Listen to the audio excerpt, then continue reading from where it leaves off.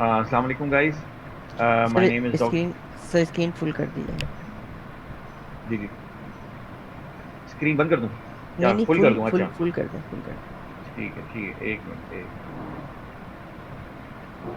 ठीक है। जी सर, ठीक है। हाँ। अस्सलाम। इसको हटा दूं, मैं म्यूट कर दूं। अनम्यूट। Stop video. अस्सलाम वालेकुम। हेलो। अस्सलाम जी वालेकुम sir. Guys.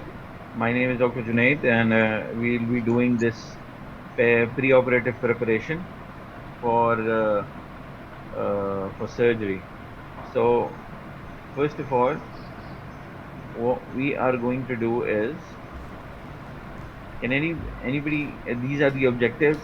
First of all, the introduction to this topic, then pre-operative care. What do we do if somebody turns up to us for elective surgery or for emergency surgery? Then pre-operative investigation. What are the investigation and how do we assess the risk of the surgery? And then preparation of the patient with coexisting disease, and in the end, the consent. So, what do you guys think is the pre-operative period? Hmm? In your opinion, pre-operative period, as you already know from the definition, is the time the patient gets admitted to the hospital to the time of surgery. Now, this is in our part of the world, but if you look in UK, the pre-operative period starts even before that because they have pre-assessment clinics. So the person, even before he gets admitted, he is a part of the pre-operative process where he is being investigated, and then anesthesia, fitness, and everything else. That's occurring as an outpatient.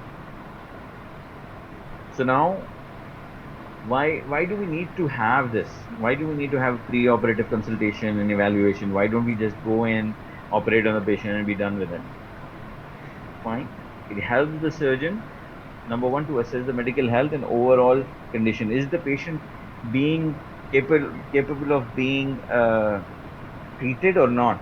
For example, if somebody has severe problems and this person is a diabetic, he has a cardiac problem, fine, and this patient, if we put him under anesthesia, probably he will pass away right away because he is in such a bad shape.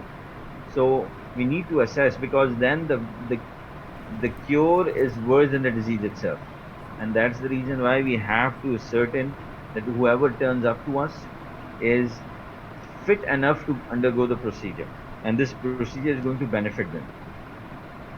So what can be the different situations that we deal with in surgery? Now we can have somebody who has is coming in a life-threatening emergency. For example, somebody has a ruptured aortic aneurysm, or somebody is a gunshot patient with penetrating trauma, or they have, uh, for example, perforated duodenal ulcer. All of these conditions are emergency conditions, and we need to deal with them as soon as possible. Then we have certain conditions which are called emergent or urgent, in which you don't have to go within hours, but you have about a day or so to deal with this patient. There is a very good saying regarding intestinal obstruction, and that is, a sun should not rise and set in a patient with intestinal obstruction. This gives you a time frame of how urgent this is. Same for appendicitis. You don't need to go for appendectomy right away. You can wait for about 5, 6 hours, 7 hours, even 12 hours, and the patient would be okay. And then there are elective surgeries. Elective surgeries are the ones which does not require anything emergent. If somebody has a issue, we can deal with that first, and then they can go in. However, we do have some priority. Malignancies are a priority, and we should do them as soon as possible. Fine.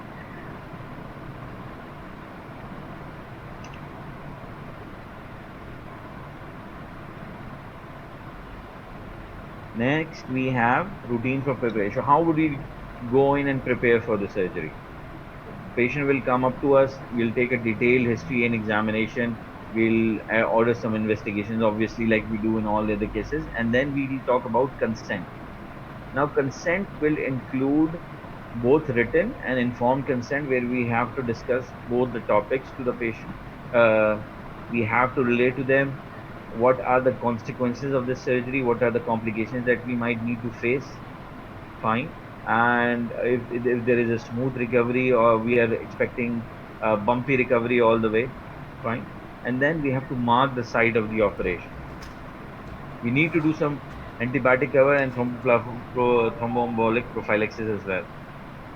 Why? So somebody who comes in, for example, and he's being prepared for a hernia, and you imagine that you guys have passed your MBBS and now you guys are uh, in you're doing your house job, and this is your call day. This patient comes to you. What are you going to do? Fine. Are you going to just leave him be, or do you go do something else? Hmm?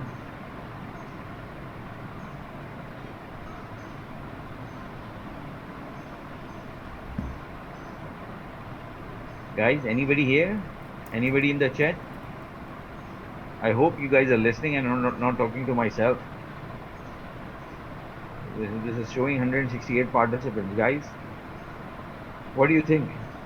What should be the specific points in history at this point in time? Do we just talk about his hernia and that's it, or do we need to talk about something else as well?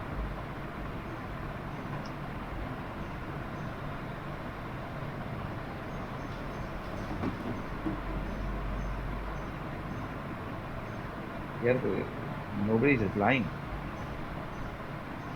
Can you guys hear me? Yeah. Past medical and surgical history comorbids. Why do we need to do comorbids now?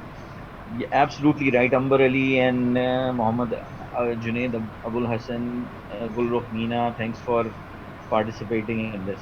Fine. And you are absolutely right. Now, when we take somebody's history, we are not doing it for diagnosis. We have already made the diagnosis.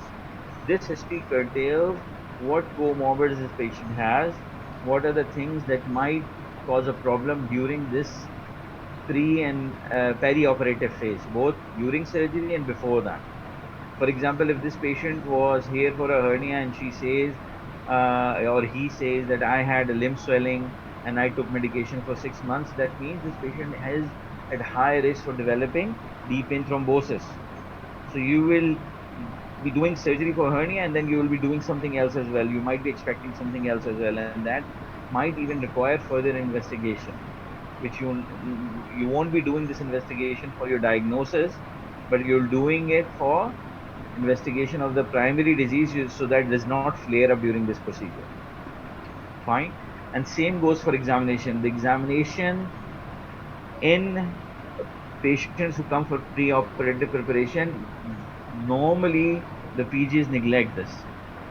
Why? Because they say we have already seen this patient, we already know this is a hernia. No, this examination is for the point of view that you have to go in and you have to counsel this patient, you have to see if there's any other issues going on. You go in, you for a hernia repair, and you feel a mass in his abdomen, that changes the whole scenario. You might not go in for surgery right now. Fine. So please, whenever you guys do this, always remember that they need to be dealt with. Same goes for investigations. Now, investigations won't be just for diagnosis of the hernia. Investigation will be for his cardiac status, his respiratory status. If this patient is a smoker, we might go for a lung capacity and all those things where we check the capacity of the lung. Fine. By pulmonary function tests. Fine. And then after all these, if the patient is fit, then we go for consent. Fine. So we'll do some exercise before this so that you guys know. Good. Sania, you are absolutely right.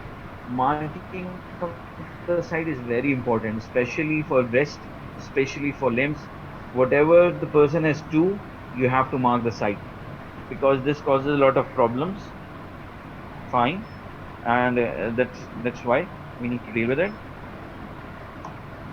Then we have thromboembolic prophylaxis. Fine.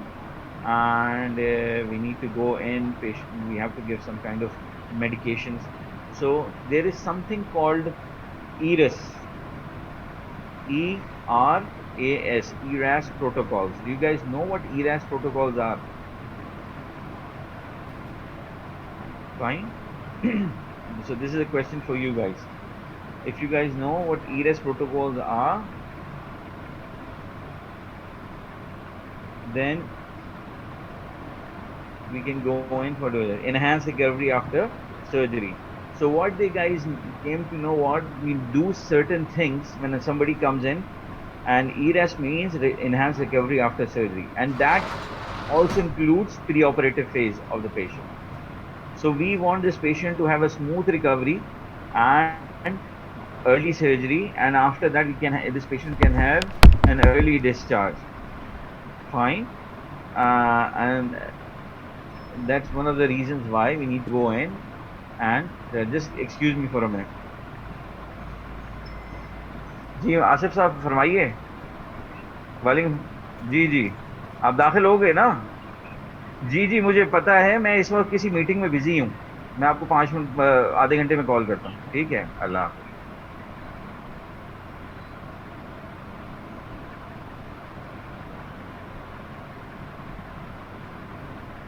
So what we need to do is we need to go in and we need to give them certain medications for that. For example, if this patient has come in, anybody any idea? The patient has come in, let us assume again he has a hernia repair tomorrow, it's an elective surgery. What are the things that you give him? If he is perfectly fine, no issues, fine, what medications will you give him today? Will you give him antibiotics? Tomorrow morning is his surgery and he has come in, he does not have diabetes, he does not have hypertension, fine, he does not have any other problem. What do you think?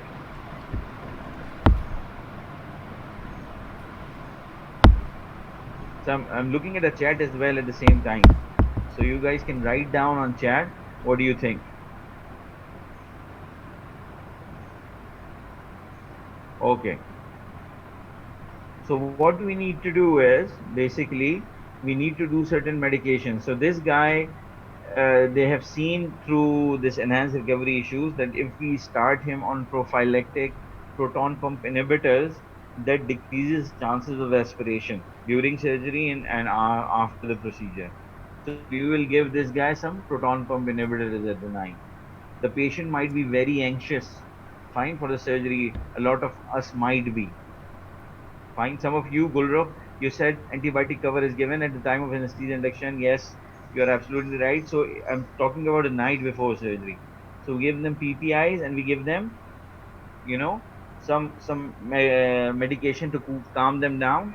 And what medication will that be that calms the patient down next day? Let us say we bring this patient up and he is tachycardic, severely tachycardic, and his blood pressure is although fine, but his heart rate is going 115. What do you think might be the cause of this? He does not have any previous history of any cardiac disease. Anxiety, absolutely, Aksa, you are absolutely right. And we give them anti-anxiolytics. Fine. We give them anti-anxiolytics like any example for that. Lexotanil is one of the medications that we give them at night so that they can sleep fine and they're okay. Fine. And if this patient is a high risk patient, we start them on thromboprophylaxis. Let us say that I assume the surgery that's going to happen is going to be a prolonged surgery. We might have to give them again thromboembolic before the procedure, and after every 4 hours, we might increase thromboembolic prophylaxis. Benzodiazepines, yes, they are anti-anxiolytics. Okay. Next. In history, obviously, I'm not going to go in detail, but obviously, you are going to ask about everything, including family history and social history and drug history. Is this patient allergic to any medications? Let us say this patient has sulfur drug allergies, or he had previously any surgery and anesthesia, and he's developed jaundice or something like that. So, a lot of drugs can cause jaundice as well. Then we have examination. The patient might be having no complete general examination. You have to examine the cardiac, so Gruen heart sounds. You have to examine the respiratory rate, complete GI examination, including genitalia, digital rectal examination, and neurological examination. So all of this is a must. You guys, please, I cannot stress it even more. You have to go in and you have to do it. There is no second opinion about it.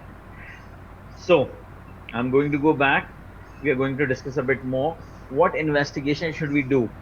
What is it dependent on? In this patient who's come in, we are going to do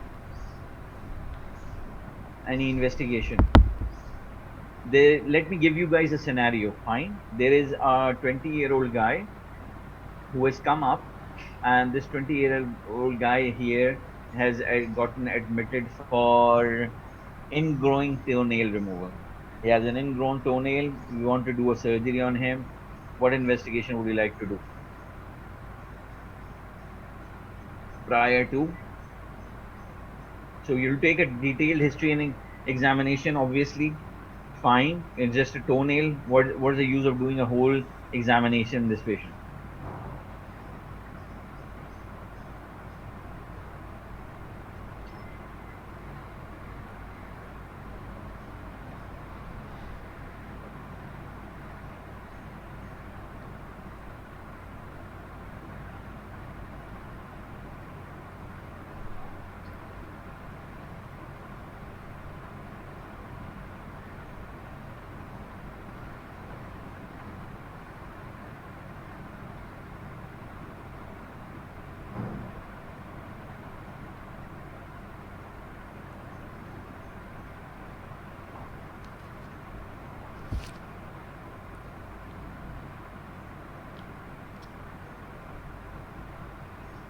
So first of the things is, do you guys need to have baseline? Somebody said CBC, UCF, BS. Somebody said we are going to check fitness for anesthesia. Do we need to go in and do all these things for an ingrowing toenail? First of all, we need to assess: do we need to give GA, spinal, or it can be done in a local? And ingrowing toenail is a local condition. So what we need to do is, we just need to go in and see if he has any issues in his past. Let us say this was a 60-year-old guy who has a high chance of diabetes and all that stuff. We have to examine the limb to rule out if there is any limb ischemia, if blood vessels are fine, and if it's okay, then we can proceed for it without any other investigation. We can just don't need to do any CBC, UC fasting. You can just go in, do an examination, and start. So it depends. Number one, what type of surgery you're going to perform. Is it a minor, small surgery which you can do under local, or is it a moderate surgery like a hernia where you have to put in a spinal anesthesia? So for you guys, which is more safer for this patient? Spinal anesthesias are safer in general for every patient, or a general anesthesia is better? Any idea? Okay, Ramsha, you said spinal, fine. Anybody else? So general anesthesia is much better. Fine for all those guys who think spinal is better. Fine, Aiza. Spinal is not good because once you give the anesthesia, then the drug is already inside the system. Whereas in general anesthesia, or the amount of drug given is in your control, and you can stop it whenever you want, and you can put the patient out. But once you give a spinal anesthesia, then the drug is inside the patient. You cannot stop it from going anywhere else. Fine. So that's the reason why spinal is more difficult to control. If there is a problem with spinal, it's much more harder to maintain. So general anesthesia is always preferred. Fine. It's easier from the sense that you give a spinal, then the surgeon relaxes. But you cannot control anesthesia once it's inside the human system. So that's the reason why we need to know what type of surgery it is. CBC is only for emergency elective procedures which are major. Fine. For no small procedures like excision of sebaceous cyst, you don't need to do a CBC. Fine. If it's a lipoma, small lipoma, you don't need to do it until unless patient looks very pale or she has any comorbids which is evident from her history. Urea creatinine electrolytes, here it's written it's for patients over 65, but previously they used to do it everybody who used to 40, 45 above.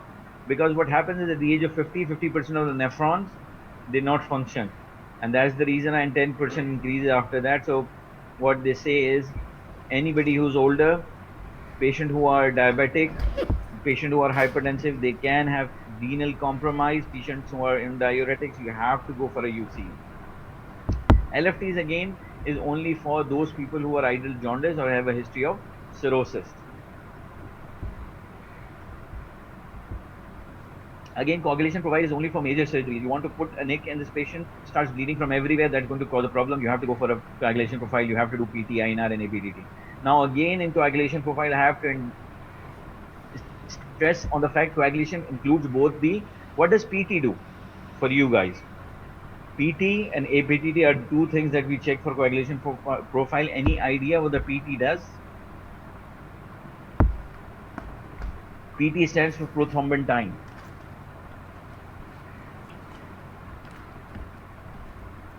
Guys, any idea? So when we do PT, it is the extrinsic pathway, and APTT is intrinsic pathway. So you have to realize that PT APTT is for both intrinsic and intrinsic pathway, and a lot of time postgraduates, they just check for extrinsic pathways. They don't check for intrinsic pathway. We need to do both of them, PT and APTT, when we go in. Viral markers. What's the reason for doing viral markers? Is it going to change the management of the patient? Why do we need to do viral markers in this case? Guys, are you guys there? Yes. Aiza absolutely right. Aksa absolutely right. We need to do it for our own safety, for our own precaution, because if we know this patient has hepatitis B and C, we have to take extra precautions. But for as a word of caution, every patient we don't know the status, we presume they are Hep B or Hep C positive. Any other test that we might be doing this time around in this part of the world during this area? I mean, in 2020, any other test that we might be doing? COVID-19. Fine, absolutely right. COVID-19 PCR is absolutely mandatory, because what happens is these people might be positive. You might have to do a laparoscopic procedure, and you end up everybody having COVID in the operation theater. So we need to do a COVID-19 nasopharyngeal swab, not just nasal swab, nasopharyngeal swab. Good. Now, ECG, again, anybody who's more than 40 years age should have an X-ray chest and an ECG. Fine. And random blood sugar or fasting blood sugar, if they're going to go under G or a local anesthesia, we might have to go in, especially for a diabetic. So this is a chart which is there. And for normal persons, we don't need to do any routine tests. Fine. For example, this is draining breast sepsis. Fine. This is a minor case, intermediate, no routine test. But if it's a major case, we might have to go for a kidney function ECG and full ground in a normal person. Same for mild systemic disease. Again, no test. But if it's an intermediate procedure, you have to go in for a kidney function and ECG. So it's a very good reminder. This is from BMJ, and it's a very good reminder of how you go about things. Fine. Now, whenever we go in and we do something, we need to classify a person. And the most common classification that's being used in our part of the world is ASA grading. And ASA is American Society of Anesthesia. And what they did was they distributed the person into 6 classes. Now, 5 are given over here. There is a 6th class as well. And the 6th class is not for the patient, but people who are brain dead and who have to donate organs. That's for class 6. But normally there are 5 classes. And the chances of mortality, if somebody comes in with an ingrowing toenail, which ASA class will he lie on? ASA grade 1. Fine. And ASA grade 1 has just 0.06% mortality. So you can easily say that the chances of them getting any problems is 0.06%. Now, 0.06% means if somebody comes in and there are 1,000 patients that come in, fine, 1,000 patients, 6 of them might have some issue. No, sorry, 10,000 patients. In 10,000 patients, 6 of them might have some issue. Same goes for people who have mild systemic disease. Again, the chances are about 4 of them will have a problem. 1,000 of them come. Severe systemic disease, So people who come in emergency, 23%. That means if 100 people come to us in an emergency, 23% have a chance that they might not survive. So this is a big number, and this is an imperative component of your consent. When you're telling them that what are the chances of this guy's death during the procedure, you have to tell them. Now there are other scores. Okay, Sobia Mansoor, what's the question? You can write it down in chat. You have raised your hand. I'm happy to see somebody is raising their hand. So you can just type your answer type your question in the chat, and I can answer it. And then, and number 5 is the moribund patient who's not expected to survive 24 hours with or without surgery. Fine. So this is something that you need to know.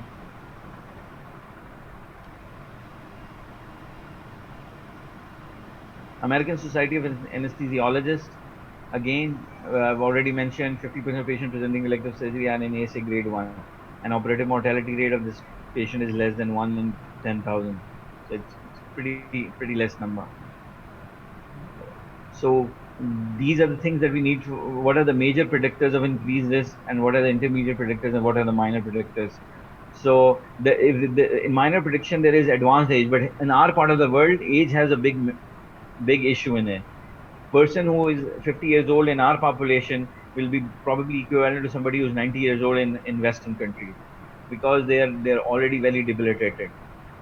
So you cannot compare it. So different populations have their own figures. Unfortunately, we don't have any um, any data to provide to us, large scale randomized control trials that will tell us. But in general practice, we have seen advanced age does have an issue in our population. Fine. So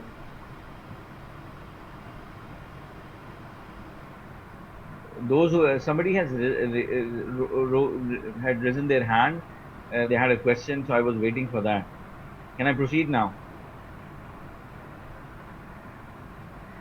So, emergent surgery, aortic and other major vascular problem, peripheral vascular disease, anticipated prolonged or associated large fluid shift if this is a prolonged surgery, high risk surgery, and there is more than 5% chance of mortality just from the procedure.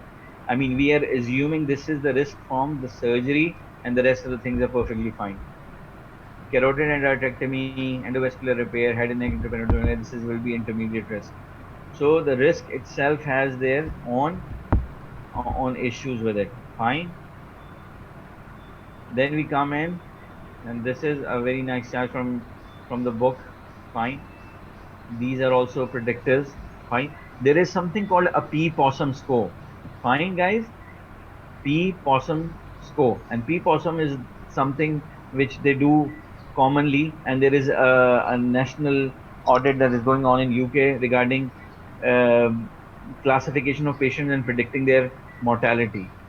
So this is also very important, and this is, you guys need to know this. You might get an MCQ regarding this procedure, so please remember this. So what do you do?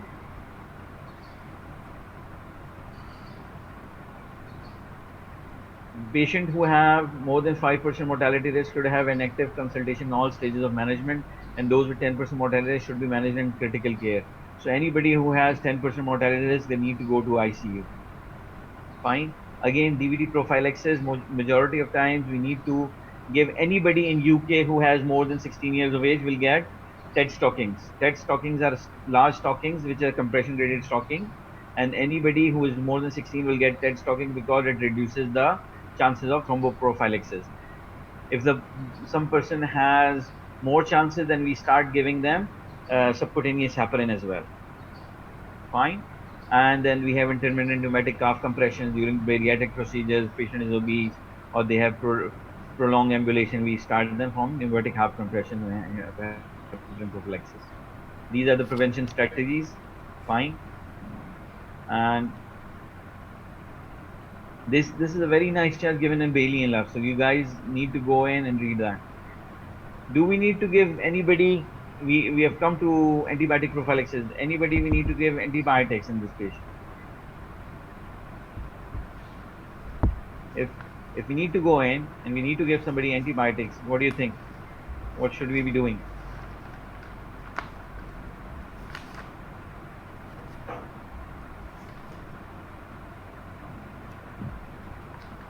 Yes, in advance is listen, for you guys, you have to remember, Risha, you asked the question and I'm absolutely happy to answer it.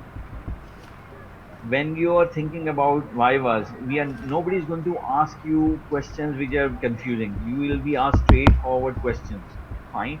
For a final year student, we need to know them. But I'm just telling you a lot of evidence which we see practically from these patients. Fine. Then this chart is absolutely important, and this is what we give. Fine, for people who are low, moderate, or high risk for surgery. And you guys need to remember this: how much we give this the thromboprophylaxis. Antibiotics I was talking about again. Anybody who's in class one do not require it. Clean surgeries do not require prophylaxis, except what are the clean surgeries where we need to give prophylactic antibiotic? Anybody?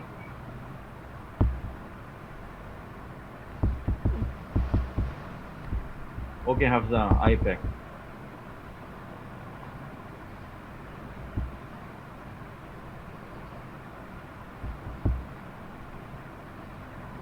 Fine. Anybody?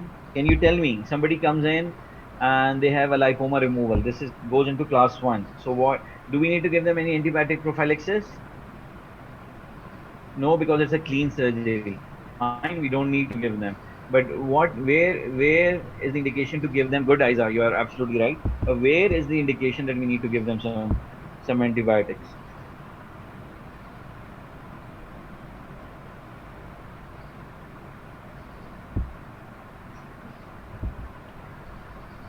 Anybody? Any answer? Open surgeries? Nope. Aksa, good, but nope. Immunodeficient patient. Can you tell me about one common condition where there is immunodeficient patients? Absolutely right.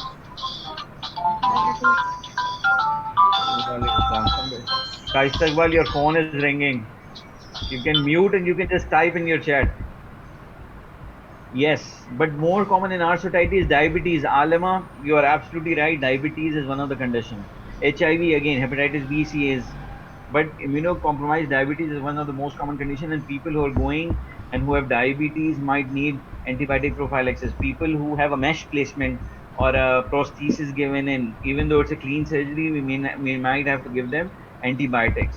Fine, people who have HIV might need antibiotics. Fine. Class 2 are the people who have need prophylactic doses because it's a clean contaminant. All persons with clean contaminated surgeries will need antibiotic. Do you know about any clean contaminated surgery? Common clean contaminated surgeries that we see in elective procedures. Anybody?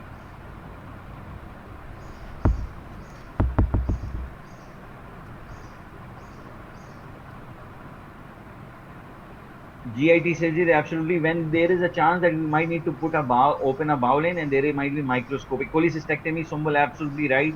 Listen, perforation during cholecystectomy is something different.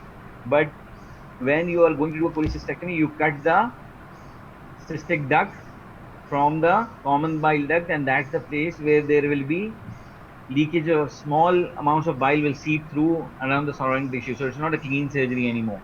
Same for goes for appendectomies. If it's not a perforated appendix, you go in, you cut the appendix, and there will be small organism that will be released into the system. So these are clean contaminated surgeries, and all clean contaminated surgeries, you have to give antibiotic prophylaxis, no question about it. Fine. And what about people who have dirty surgeries? Do we give them prophylactic antibiotics? People who have an abscess, for example, or who have perforation, do we need to give them prophylactic antibiotic?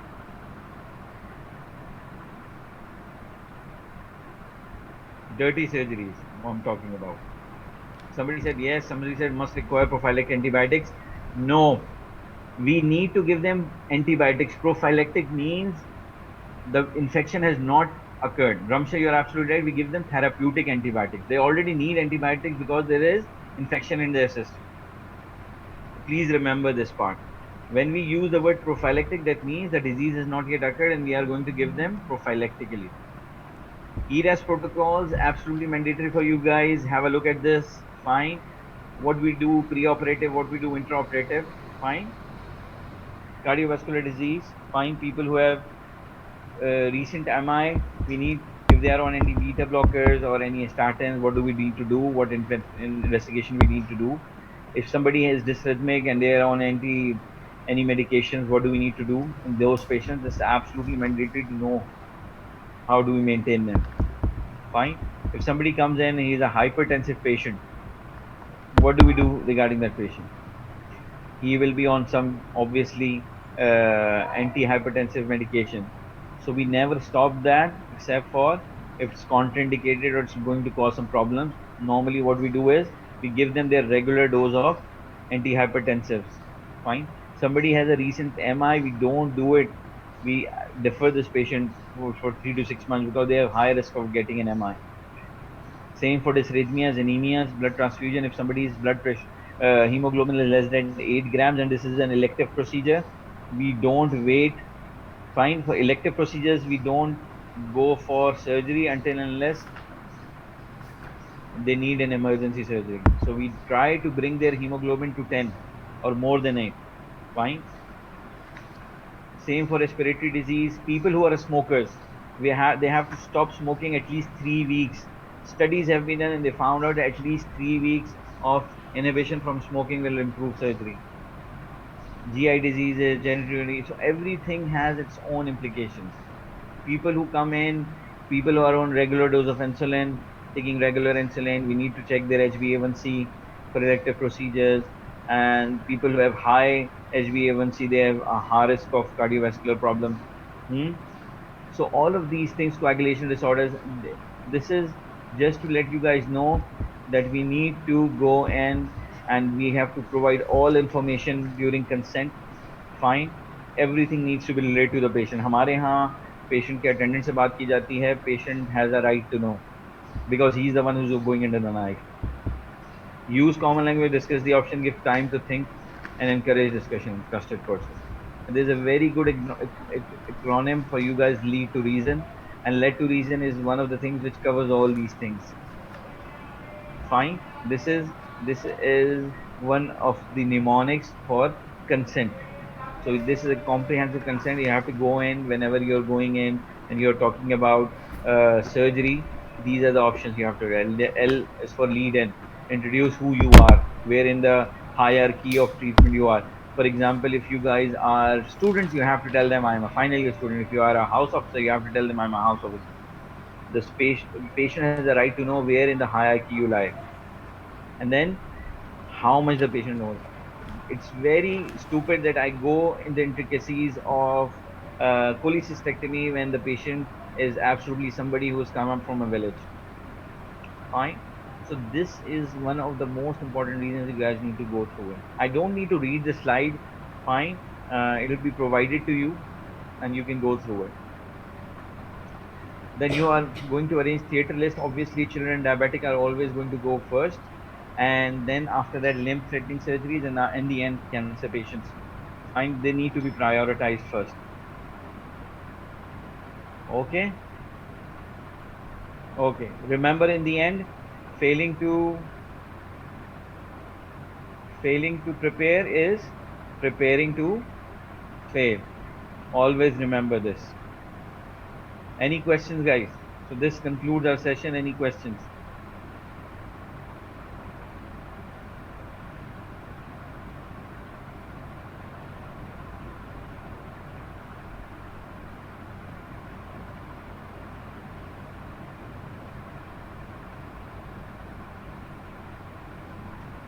Guys, any questions or should we conclude our session? Okay. See you guys. I'm waiting for the question and answer session if you guys have any questions at this point in time.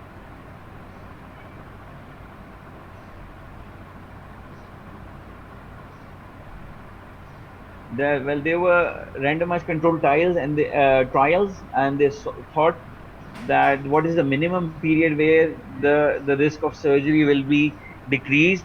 So they saw 3 weeks is the absolute minimum that you require for you to have good outcomes during surgery. Fine. Smoking at least 3 weeks, and randomized control trials have been done, which tell you about that. And then therapeutic. Somebody said P possum. P possum is a physiological P score, and in UK they do P possum in everybody who turns up in the emergency, especially emergency, and they try to predict what are the chances of this patient developing comorbidities. Oh, sorry, any morbidities during the surgery.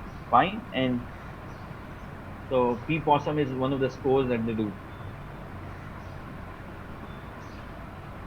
Any other questions?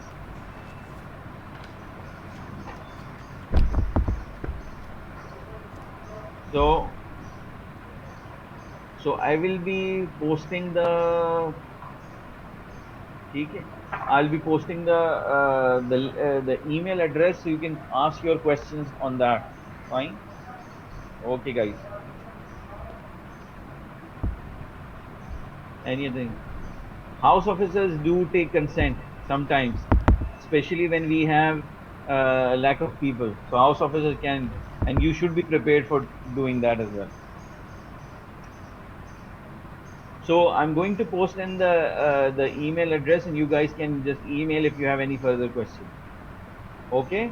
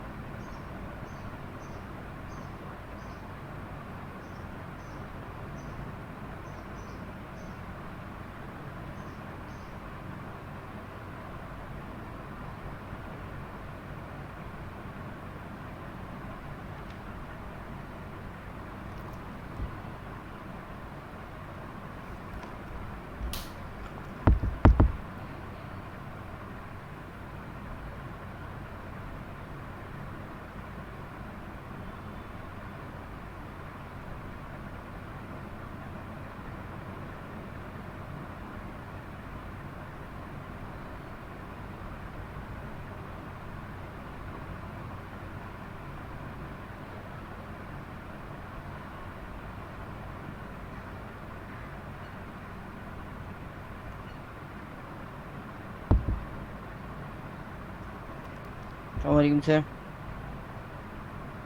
Dr. Naveed. Jadi Dr. Jinesh.